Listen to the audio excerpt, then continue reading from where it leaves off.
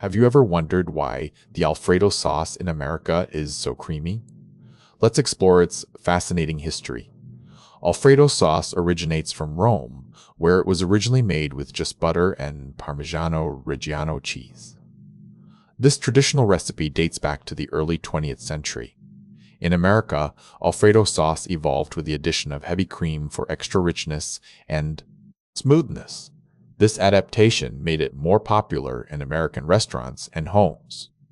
Interestingly, many Americans are now exploring the traditional Roman recipe. However, the cream-based version remains a favorite for its unique creamy texture and flavor profile. The addition of heavy cream in American Alfredo sauce is not just about taste, it also helps create a smooth emulsion with the cheese, making the sauce more stable and creamy. Despite the differences, both versions have their benefits. The original Roman recipe highlights pure buttery and cheesy flavors, while the American version offers a richer and creamier experience.